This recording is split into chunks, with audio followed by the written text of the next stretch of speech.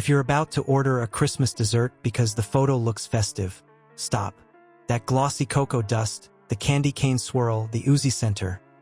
Most of it is stage lighting, not flavor. Today, we're naming 5 seasonal desserts that waste your money and your calories. We'll start with the $9 tiramisu.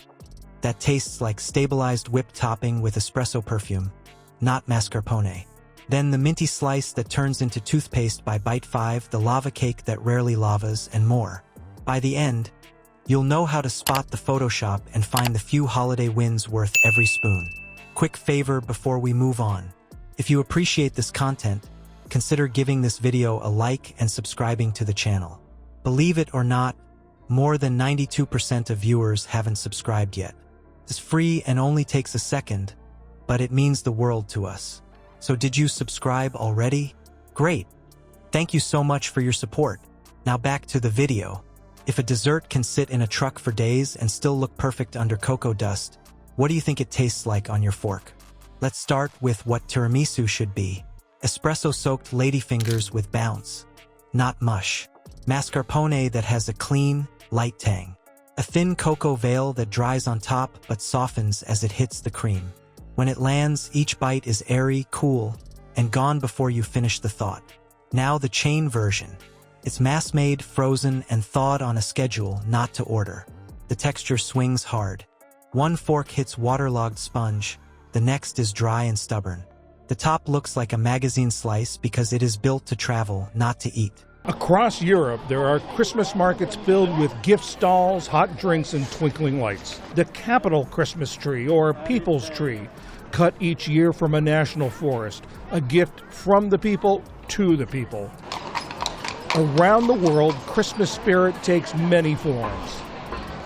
Some Christmas trees are celebrities. New York City's iconic Rockefeller Plaza Christmas tree, Chicago's official tree in Millennium Park. It holds a perfect grid even when the room is warm, which is not a compliment. Here's the simple analogy. Real tiramisu eats like a feather pillow. The factory kind eats like a damp kitchen sponge under whipped oil. The truth is that's by design. Many chains swap mascarpone for a stabilized whipped topping so it can ride a truck, survive a deep chill, and slice with clean edges. You lose tang. You gain a waxy finish that coats your mouth.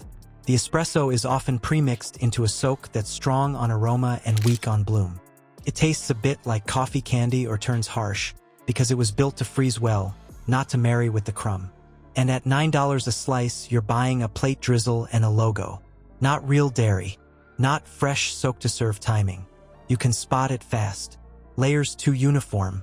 No espresso bleed into the cream. A mousse that sits stiff at room temp. Cocoa that stays dry and chalky instead of melting into the top. So the rule of thumb, sweet but flat cream. Every year anew. By early October at the latest, the time comes. While some customers are still wearing shorts, Santa Claus is already making his appearance, in chocolate form. The chocolate Santas have changed. Over the years, they've become friendlier. Their eyes have gotten much bigger, and they just have a friendly presence. The different colors clearly come from various types of chocolate. Milk, dark, and white chocolate. These varieties are delivered in liquid form by tanker truck. Soggy edges with a dry center, and cocoa that doesn't bloom means frozen, stabilized, not classic. Save your money or grab a better grocery tub and dust it yourself. Now let's move from the faux Italian slice to the holiday desserts that weaponize mint, lava, and lime dye and trip over the same shortcuts. Why do peppermint swirls, lava centers, and neon citrus look like joy on a plate but eat like toothpaste, brownie soup, and lime gelatin? Let's start with what matters. Balance, temperature control, real ingredients, texture contrast. If a dessert ticks those, it eats well. If it leans on color, syrup, and fake cream, it tanks fast. I've been working on this larger nativity scene for practically a year. Well, 10 months, so a year. In this creche, it's not exactly a stable where Jesus is born. Intricate and elaborate nativity scenes are on display in Krakow, Poland, which holds an annual competition. All nativity scenes depict Jesus as Scripture dictates, born in humble circumstances. The Krakow nativity scene, however, differs from all of them, in that Christ is born in a palace. Peppermint cheesecake is Exhibit A.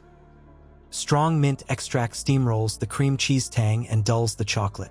The brownie base dries out because the topping is heavy and sweet, so by bite 3 your mouth feels coated. Mint oils dominate dairy. Without restraint, the flavor turns harsh and medicinal. If your first bite is loud and your 5th is numbing, the balance is off and the slice turns into a chore. Now the lava cake that doesn't lava. It starts as a frozen puck and lives or dies by a tight heat window. Miss it by half a minute and you swing from raw batter to a set hockey puck. The syrup on top tastes thin and flat, and the ice cream melts into warm cold soup. Busy kitchens play timing roulette, so the center is inconsistent. When it fails, you get box mixed chocolate and a puddle that eats sad. Then there's key lime pie that glows like a traffic light. A rubbery set gives you bounce instead of cream. The filling tastes like lime pudding mix, not bright citrus. Real key lime is pale, tart, and smooth. Almost 2 billion of the pepperminty treats are produced every year. That's 1 candy cane for every 4 people on the planet. I am the Grand Poobah, in charge of all of Lofty Pursuit. The candy is poured on a cooling table where peppermint flavoring is added. Sugarsmiths knead the flavoring and candy together until it turns a golden brown. We're here in Tallahassee, Florida at Lofty Pursuits, where candy cane making is a big deal. More than 20,000 of the twisted treats are sold every year, but the technique used here is unlike many others. We brought in a few mechanical advances, but we still make the candy by hand. So not every piece of candy is gonna look the same, but for us, we think that's something really special. Artificial color and a gelatinous bite signal stabilizers hiding weak fruit, plus a whipped cream cap that collapses on contact. So skip the gimmicks and order chain desserts that pass the fundamentals. A walnut brownie with real hot fudge and proper ice cream. A simple sundae with real brownie chunks. Or a warm apple cranberry cobbler where butter, spice, and fruit carry the plate. These win because they use real chocolate, real vanilla, and controlled bake times. So what is the takeaway? Learn the markers of industrial shortcuts and your money stays in your pocket while your dessert actually tastes like dessert. Holiday menus chase the glamour shot. Your palate needs basics, real dairy, measured flavor, textures that contrast, not collapse. If it looks staged, you might want to ask how it was built, not how it was lit. The truth is, the worst seasonal desserts sell a photo. The best ones respect balance and time. Share this with the friend eyeing a neon slice, and subscribe for more straight talk on what's worth your money and what is just props. Drop a comment with the last dessert that looked great and ate like a prop. If it's common, we will put it on the bench.